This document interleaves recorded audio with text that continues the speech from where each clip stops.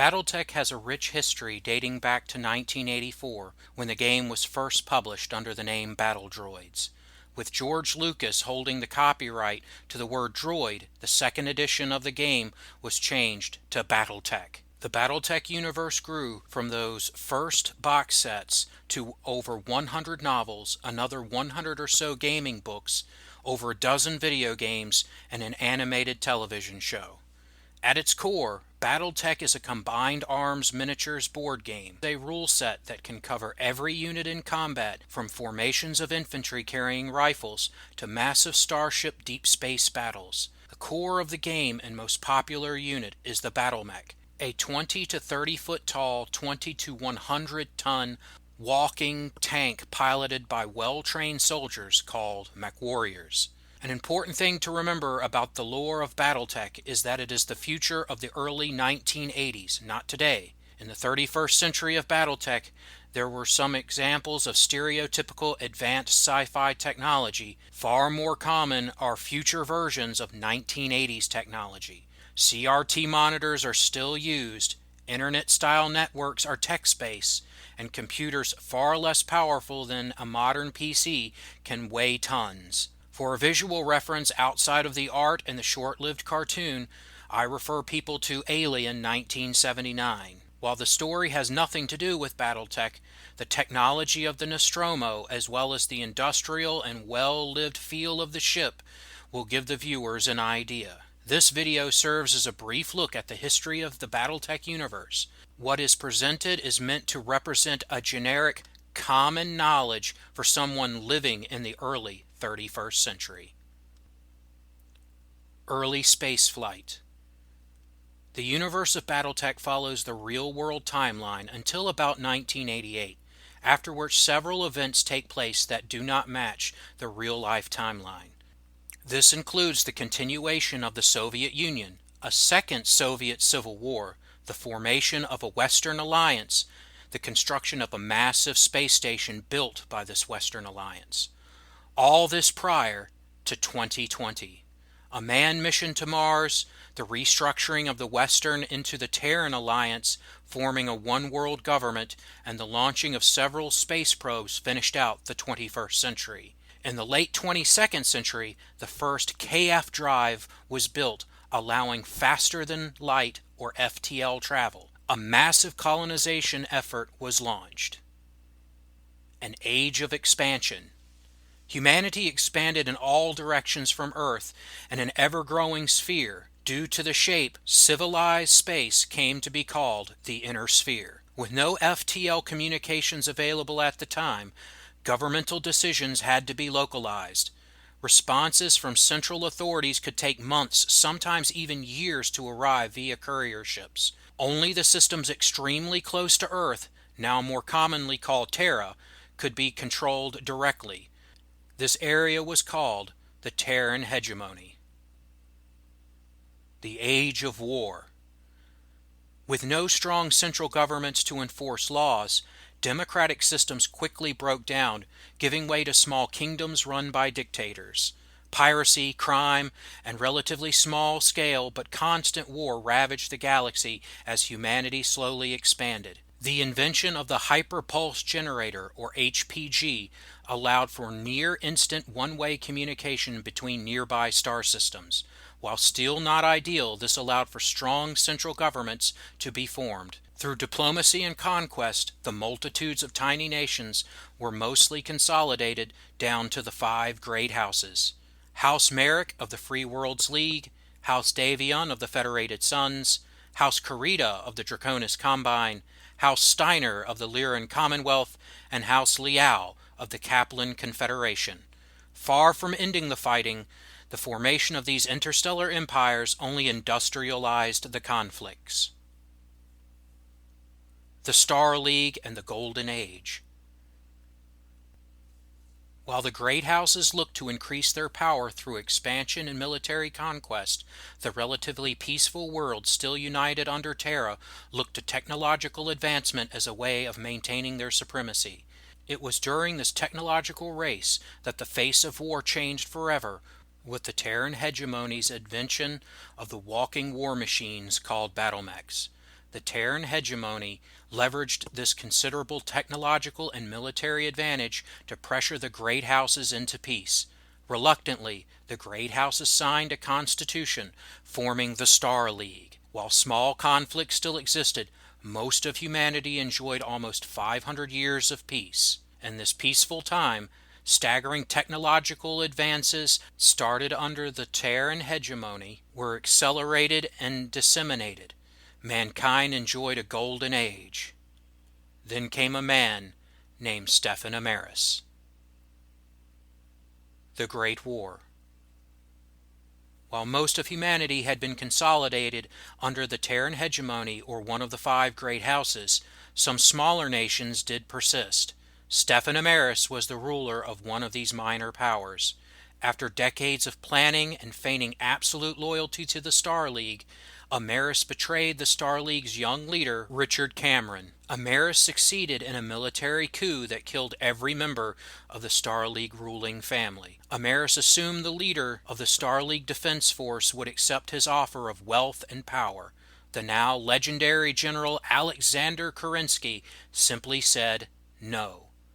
And so began the largest conflict in history as the Star League ripped itself apart in civil war. Ultimately, loyalist forces defeated and killed Amaris, but with no legal successor, each of the 5 great house lords claimed the throne. Early succession wars. With another massive war looming, General Alexander Kerensky took what forces remained loyal to him and left known space. With the departure of Kerensky and the agreed-upon neutrality of what remained of Terra, the last unknown factors had been removed. The first of many wars of succession broke out. The First and Second Secession Wars were fought by massive formations of troops and the unrestricted use of biological, chemical, and nuclear weapons. The destruction was indescribable. Factories, research facilities, space stations, food and water production, and population centers were prime targets. In some instances, entire star systems were so heavily damaged that they were removed from star maps and forgotten. Late Secession Wars. The Third Secession War was fought much differently. With much of humanity's technological, cultural, transportation, and population resources lost, the Third Secession War was a long and bloody series of brush wars, raids, and small planetary invasions. With no side able to effectively field large armies, low intensity but long-lasting conflicts defined the Third Secession War. The few remaining examples of advanced technology started to become priceless and almost mystical. Unwritten rules also started to be observed by all sides that protected what little resources remained. Slowly, humanity began to recover and rebuild. Then, in the early 31st century, House Steiner called for a conference of all the great houses. Only House Davion responded. The result was an arranged political marriage which changed everything. With House Steiner and Davion united, the largest and most powerful nation since the Star League was formed. The Fourth Secession War and the War of 3039, sometimes called the 1-Year War, was the first time in a century that large formations of troops and massive planetary invasions could feasibly be launched. Important lessons were learned by all sides, but those wars were far from the decisive conflicts they were meant to be. Major powers in the year approximately 3040. The Dragonis Combine. Government, absolute dictatorship. Head of government, the coordinator. Ruling family, House Kurita. Capital world, Lutheran. Primary culture, traditional Japanese. The Dragonis Combine uses a very strict and structured system of rules, laws, and government. Personal and family honor is valued above all. The greatest honor is generally to be of service to your superior. Combine warriors pattern themselves off samurai, going so far as to even carry swords with them in combat. The Combine also prefer to use energy weapons like the PPC or laser over other weapon types since they lack strong ammunition production compared to other great houses. The Federated Sons, member of the Federated Commonwealth. Government, constitutional monarchy. Head of government, the first prince. Ruling family, House Davion. Capital world, New Avalon. Primary culture, North American, Western Europe. The Federated Sons is perhaps the most open and free society in the inner sphere.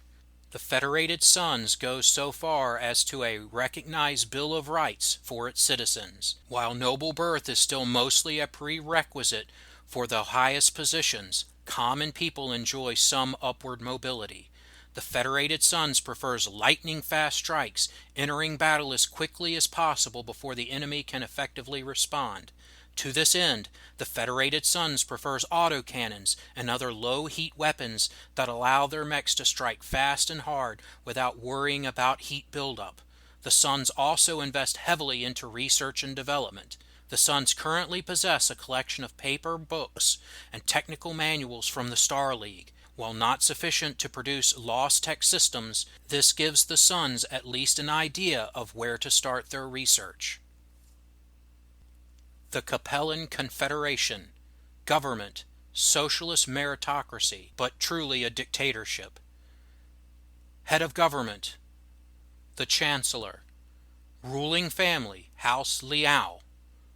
Capital world, Capella. Primary cultures, Chinese socialism, Southeast Asian. The Capellan Confederation is the smallest of the 5 great houses. While it lacks size and military might of the others, it makes up for it in its people's dedication and sacrifice. Born out of the collectivism of socialist China, the Capellan people are willing to endure great hardship. The Capellans use mostly medium all-purpose mechs in large numbers. They lack the manufacturing capability to produce many heavy and assault mechs compared to other houses, so they tend to focus on large numbers of medium mechs capable of filling any role when used in large enough numbers. The Free Worlds League. Government, representative council / elected monarchy. Head of government, Captain General. Ruling family, House Merrick. Capital world, Artuis. Primary culture, Western Europe, Asian, North American. The Free Worlds League was born out of complex alliances and conquest of a multitude of different smaller nations. This led to the only remaining representative government, if in name only, left in the inner sphere. While on paper the Parliament is in charge, all power resides in the Captain General. This transfer of power was triggered by the First Secession War, in which martial law was declared, and in 300+ years never rescinded. Since only a member of the Merrick family can hold the position of Captain General, the Free Worlds League is a constitutional monarchy or dictatorship in all but name. The Free Worlds League greatly prefers the use of combined arms whenever possible, and all but their most elite units, tanks, combat vehicles, infantry, and other units are intermixed, often at even the lance level. The Lyrin Commonwealth, member of the Federated Commonwealth. Government, dictatorship. Head of government, the Archon. Ruling family, House Steiner. Capital world, Tharkid. Primary culture, Western Europe, Central Europe, North American. The Lyrin Commonwealth is the economic powerhouse of the inner sphere. Blessed with an abundance of raw materials and factories, the Lyrins are able to outproduce virtually all the other houses. This has led to the Lyrins being the richest of the major houses. The Lyrins, however, use a very strict and unwritten class system. While upward advancement is in theory possible, it is very difficult without the connections and special privileges of being born into the upper classes. The Lyrins use heavy and assault mechs in greater numbers than any other house. This advantage is needed since the advancement in the Lyrin military is based more heavily on wealth and social standing than military talent. This lack of capable leadership means the numerical, quality, and weight advantage is often not enough to achieve a true victory. The Federated Commonwealth. Government, hybrid. Head of government, title undetermined, most likely first prince or archon. Ruling family, the Steiner Davian children. Capital world, unknown, most likely New Avalon. Primary culture, hybrid integration of two houses. The Federated Commonwealth was formed with the marriage of Steiner and Davion families. Many important lessons were learned from the Fourth Secession War and the War of '39. In those conflicts, the two houses, although together, fought as two individuals. There was little to no successful cooperation between the two halves of the new state. To solve this problem, the military and governments of the two powers are slowly becoming integrated. Massive cultural exchange programs are also underway to meld the two halves into a cohesive whole. Minor powers, approximately 30-40. The Wolf Dragoons. Government, military command. Head of government, general. Capital world, outreach. Primary culture, mercenary military culture, purposely mysterious origins. The Wolf Dragoons mysteriously appeared in the Inner Sphere at the end of the Third Secession War. They have since spent time in the employment of the highest bidder, but have worked for all five great houses at some point. They have gained a reputation for professionalism. The Dragoons tend to prefer very old or rare designs, receiving an entire planet as payment of services rendered by the Federated Sons. The Dragoons are capable of producing replacement parts for rare and extremely old designs. This has led the Dragoons fielding some original designs or designs so old or rare they are no longer found in any Inner Sphere military. The Dragoons do all they can to perpetuate their mysterious aura.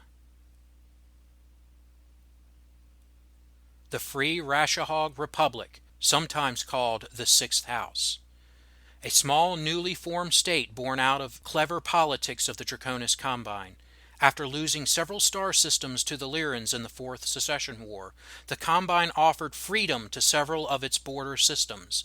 These systems, including the ones currently held by the Lyrins, were major problem systems for the Combine since their inhabitants were of northern Eastern European descent and did not share the Combine's values. Once their independence was declared, the Lyrins withdrew.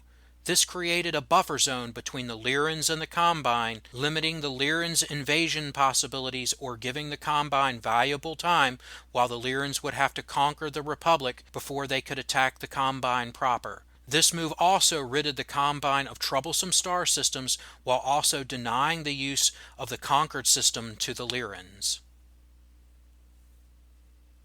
Comstar. The brainchild of Jerome Blake, Comstar is part communications corporation, part religious order. After the fall of the Star League, the great houses could not agree on anything except the need to keep the interstellar communications network working. To this end, a deal was struck. The remaining Star League government would disarm and reorganize into a neutral organization that would maintain the HPG network and provide communication services to anyone and everyone. Over the centuries, Comstar has fulfilled this pledge. Comstar has virtually no military of its own, only claims Earth and the Terran solar system as its exclusive territory. To maintain the HPG network, Comstar has small to mid-sized facilities on many worlds controlled by the Great Houses and other smaller nations. When threatened, a rare occurrence, Comstar calls on the houses to protect it or uses communication blackouts and economic sanctions. Comstar does have a small military based in and to protect the Terran star system. Outside of Earth, Comstar uses mostly infantry security forces, some minor combat vehicles, and a few antiquated battle mechs at larger or more remote facilities. The Grey Death Legion. A large mercenary unit known for its tough and stubborn fighters. While the Legion claims no speciality, they have gained a reputation for being reliable, especially for not giving up no matter how bad the odds. The Legion is infamous for using anything and everything in their arsenal many times in unconventional and creative ways. The North Wind Highlanders. An old and very well-known mercenary unit with ties back to Old Earth, Scotland, the Highlanders are known for their loyalty and devotion to their employers. The Highlanders work mostly with the Lyrins and prefer the Highlander assault mech whenever they can find them. The Kells Hounds. A new mercenary unit formed by two brothers, former Lyrin military officers. The Hounds work almost exclusively with the Lyrins and specialize in difficult and sensitive missions. The Kell brothers are also some of the rare competent Lyrin officers and use planning and tactics to supplement their top-notch technical staff and Lyrin-supplied high-quality mechs. The Irandi Light Horses. The oldest of the Inner Sphere mercenary units, the horses trace their history back to the Star League Defense Force. When the last of the Loyalist Defense Forces left known space, the 3rd Regimental Combat Team, already nicknamed the Irandi Light Horses, remained and formed the now famous Mercenary Company. They are known for their professionalism and few remaining examples of advanced technologies. The horses mostly work for the Lyrins and the Suns. They have a long-standing dislike of the Dragonis Combine over a betrayal now centuries old. The Peripheral Powers. While most people consider the area beyond the Inner Sphere, or the Periphery, as an untamed, wild land full of pirates, murderers, outlaws, and primitive tribes, this view is not completely accurate. While large portions of the frontier are well deserving of these stereotypes, there are enclaves of order in the chaos. Governments do exist in the periphery, from loose collections of trading posts to massive alliances of pirates and mercenaries. These powers range from primitive settlements with horses and wagons to multi-star system governments with factories to produce their own battle mechs. Some examples of these are the Turian Contract, the Magistry of Canopus, and the Outworlds Alliance, just to name a few. Some spacers even whisper of mysterious aliens with their own strange war machines. Terms. Like any sci-fi universe, BattleTech has its own terms. While some have already been introduced, the following are a few that will be useful to know. Battle mech, a 20 to 30 foot tall walking tank powered by a nuclear fusion engine, the king of the BattleTech battlefield. Light mech, a battle mech weighing from 20 to 35 tons, typically scouts. Medium mech, a battle mech weighing from 40 to 55 tons, all-purpose. Heavy mechs, a battle mech weighing from 60 to 75 tons, support and attack roles. Assault mechs, a battle mech weighing from 80 to 100 tons, creeping doom. Lance, standard fighting organization of most military forces in known space. A lance is normally 4 battle mechs, or 4 infantry units, or 4 combat vehicles, or 2 aerospace units. In most instances, all lances will be of the same type, i.e. all battle mechs, but mixed types are used on occasion, i.e. 2 battle mechs, a combat vehicle, and an infantry unit. Company. Any 3 full lances organized together, typically with some non-combat support units.